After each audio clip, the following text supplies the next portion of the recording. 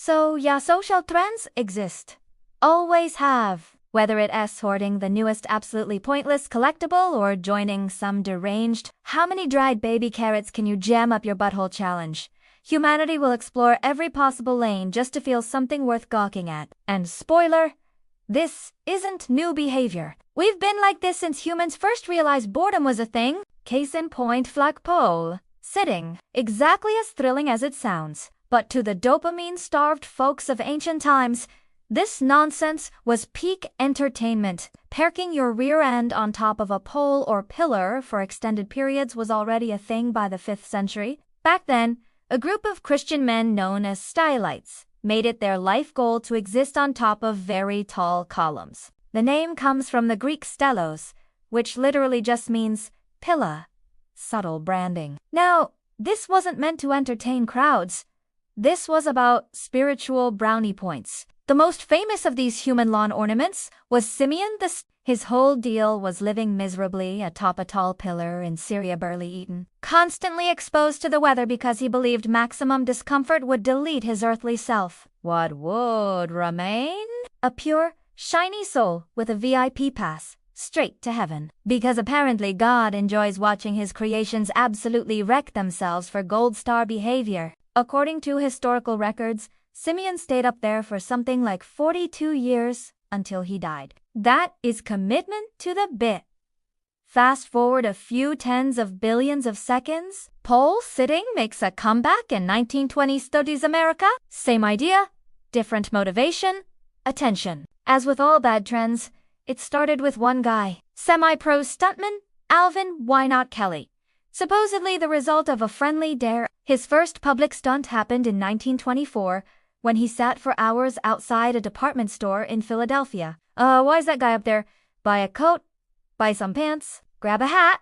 He's nobody. Welcome to the show. Enjoy. Hey, come down from there. What are you gonna do? Climb up here? Yeah? Thought so? Turns out, it worked. Kelly's little publicity stunt snowballed into an actual career. He promoted movie premieres and sporting events, but eventually he became the attraction. He toured 28 cities, where people paid real money to watch a man do absolutely nothing on top of a pole for hours. Incredible! Do a flip. His personal record, a full 49 days in Atlantic City, New Jersey. Pure cheek-numbing glory. Naturally, success breeds copycats. Soon you had everyone from backyard amateurs like little Lenny over here to full-time professional pole sitters, such as your mom. But trends don't live forever. The fad started dying once the Great Depression hit in the 1930s. Turns out it's hard to laugh at someone starving on a pole 200 feet in the air when you're re-starving on the ground. Plus, pole sitting was wildly dangerous by default. You had to stay balanced while sleep-deprived, malnourished, and exposed to brutal weather. One tiny slip and all that stored potential energy instantly became a live demonstration of gravity. Welp, there he goes. At least one confirmed death was directly linked to the stunt, technically. That happened decades later in the 1970s. The unfortunate victim was 72-year-old professional Paula Ricciardo Brandi. Old Dick had previously set a record by spending 125 days atop a pole in Stockholm, Sweden, surviving mostly on whiskey and 3 packs of cigarettes a day. Or as I like to call it, the stepdad special. Eventually, Richard met the ground. In 1974, while wrapping up a 4-day promotional sit at Dixie Square Mall in Harvey, Illinois, a trailer accidentally backed into his tower. The structure collapsed. Richard fell. And that was that. History is wild and stupid. And sometimes lethal for absolutely no reason at all. Remember this rule: the higher you climb, the more time gravity has to ruin your day on the way down. Despite the name sounding like something out of a luxury perfume ad, you've probably heard of this one before. Venetian ceruse was a particular cosmetic blend that ran wild across 16th century Europe. Its job: make people look lighter, smoother, and conveniently distract from things like pimples, scars, or the general reality of having a human face. Since most of my characters are already drawn wider than a mayo and cheese sandwich, we've got to rewind the clock a bit. The obsession with looking pale didn't start in Europe. Shockingly, It stretches all the way back to around 2000 BC in ancient Egypt, specifically among the wealthy. Being bronzed meant you were out in the sun doing manual labor, which was poor people behavior. Egyptian elites wanted no part of that image, so they powdered their faces with lead-based cosmetics to achieve that signature eye haven tea-touched grass aristocratic glow. From there, the pale skin obsession hopped across the Mediterranean into ancient Greece, where upper-class citizens also worked overtime to bleach their complexions and erase imperfections. Naturally, Rome picked it up.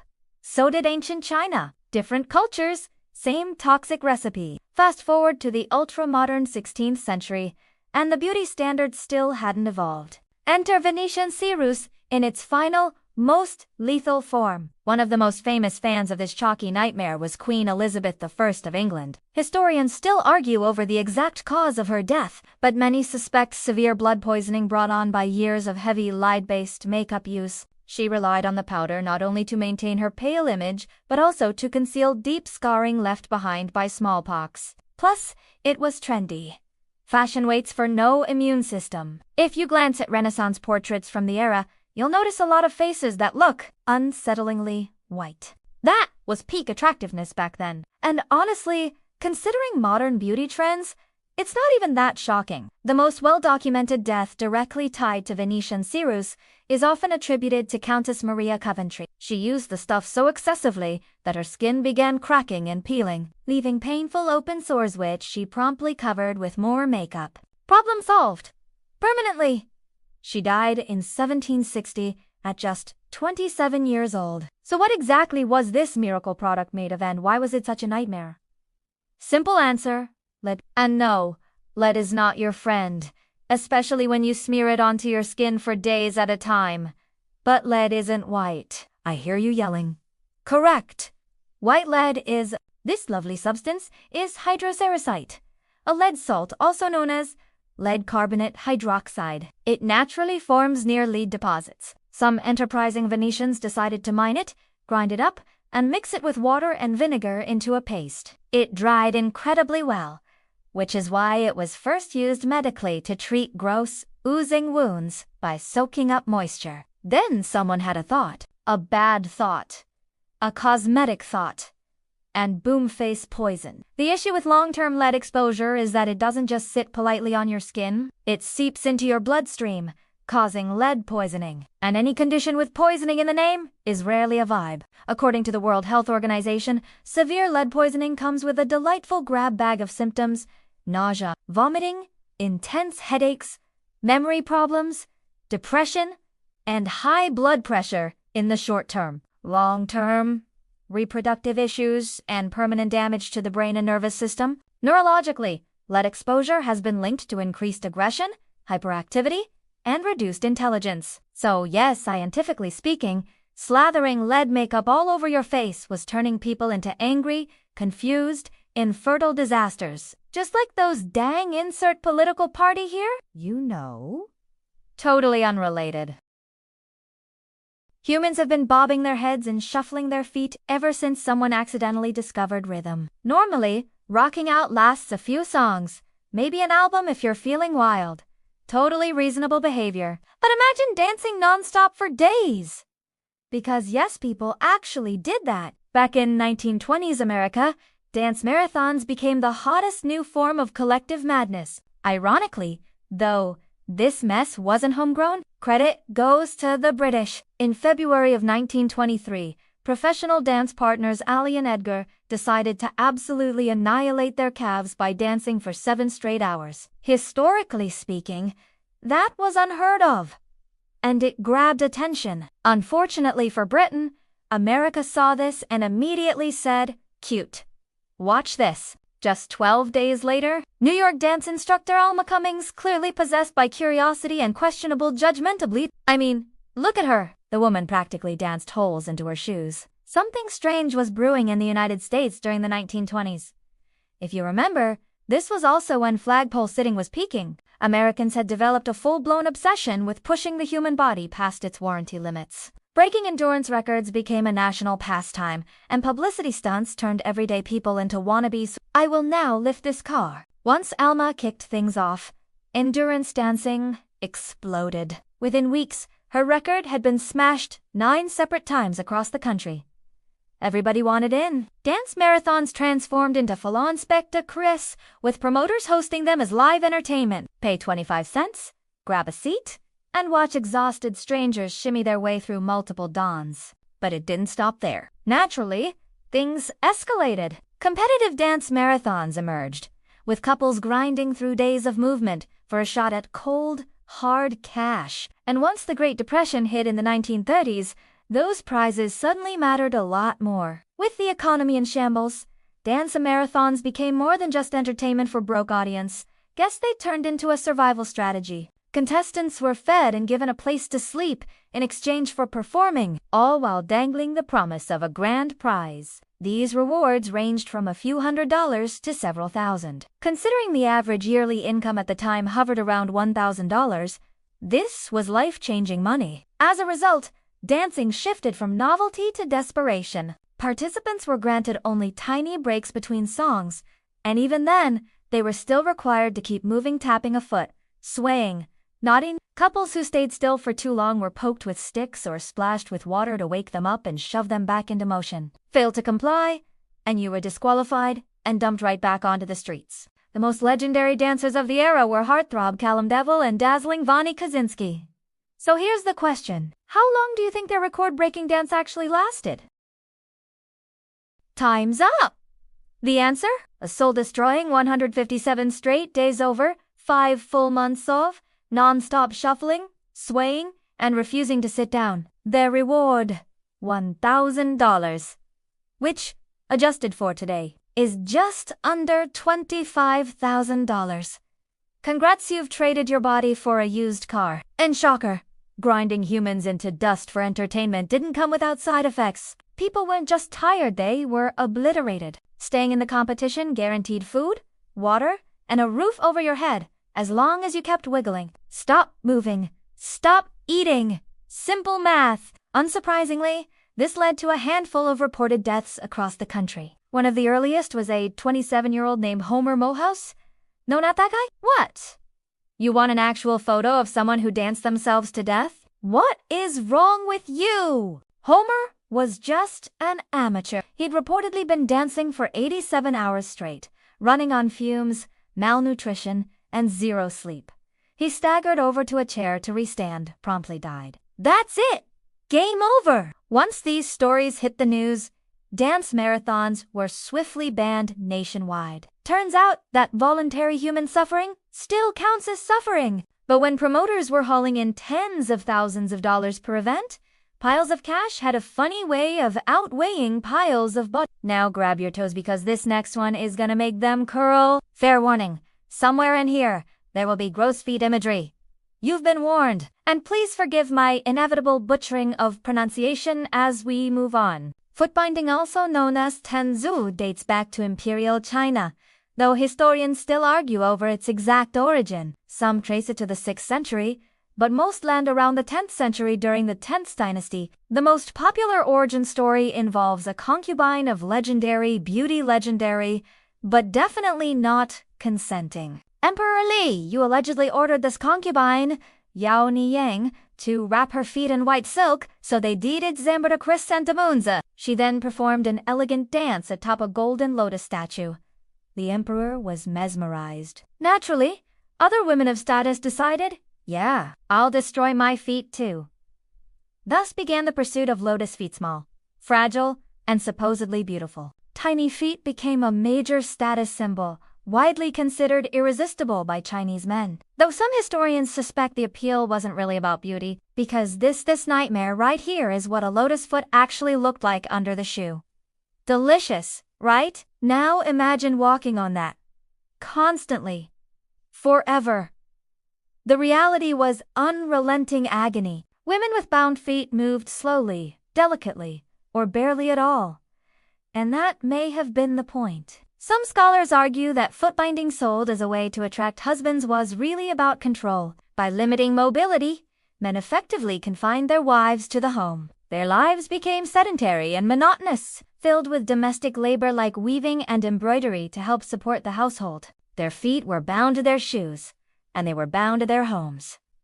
So just how compressed were these feet? The answer: aggressively. Ideally, a finished foot measured no more than 4 inches, about 10 centimeters. Achieving that was anything but simple. Over months or even years, the toes were repeatedly broken and folded under the sole. The arch was forced downward. Bandages were tightened again and again until the desired shape was locked in. A horrific process endured by countless women across centuries. And not just women, young girls, sometimes as young as 4 or 5, gotta mold the feet while they're still growing.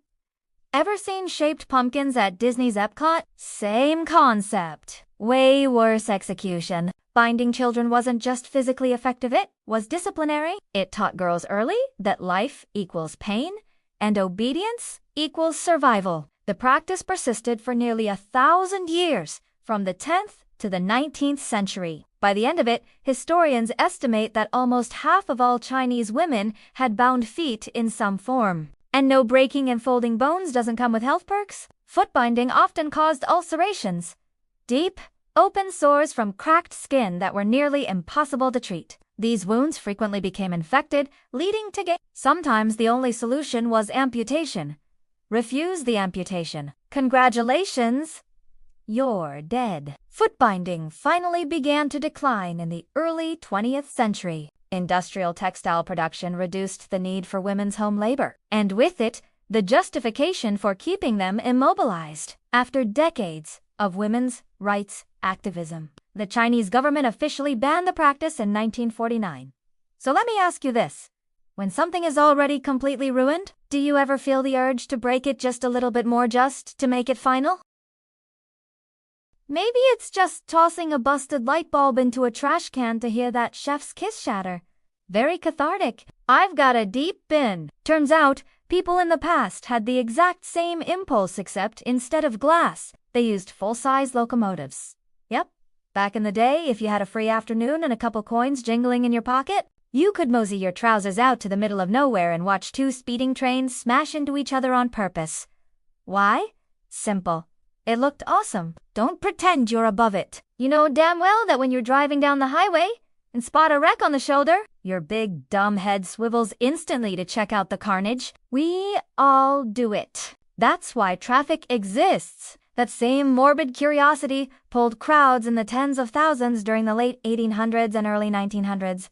The concept was beautifully stupid. Starting around 1895, railroad companies realized they could squeeze some extra profit out of retiring old equipment. Engines that were outdated or too broken to fix were lined up on a long stretch of track, nose to nose. Engineers would crank them to full throttle, then bail. Pedal down! No brakes! Just raw physics doing its thing. Spectators happily paid to watch what was essentially a live-action disaster movie. They were about as thrilled as a Second Amendment enthusiast during their first home invasion. Safety precautions: minimal. This strategy was basically stand back a bit and hope for the best. Today, when people gather to watch a building get demolished, there are barriers, safety zones, and planning. Even a tiny chunk of debris flying at high speed can be instantly lethal. But that level of foresight would have been real nice to have back in 1896, just north of Waco, Texas. We got the legendary Crash at Crusher staged collision that delivered way more than advertised. The crash was scheduled to take place in a temporary town called Crutch. Crash, a crutch. Branding was on point. The town was built solely for the event, with organizers expecting around 20,000 spectators. Thanks to aggressive promotion, closer to 40,000 Texans showed up, salivating over the promise of premium train carnage. That probably should have been a warning sign, but double the crowd meant double the money. So full steam ahead. The trains were released, each hitting speeds of around 50 miles per hour before impact. They collided right on cue. What didn't go according to plan was the boilers exploding. The blast sent metal fragments screaming in every direction, including directly into the audience. Well, butter my buns and call me a biscuit? That seems suboptimal. Yeah, I don't think that was on the itinerary either. Dozens of unlucky Southern gentlemen caught flying shrapnel and debris, walking away with injuries. At least 2 poor Texans permanently yeed their final haw. And yet somehow the crowd didn't scatter. They rushed toward the wreckage, People swarmed the twisted metal to inspect the damage and snag souvenirs. After all, they paid to see a train wreck, and by God, they were going to get their money's worth. Even with the tragedy widely reported, public interest didn't cool off. If anything, these spectacles became even more popular. Staged train crashes kept rolling right along until the 1930s, when the trend finally appropriately crashed and burned.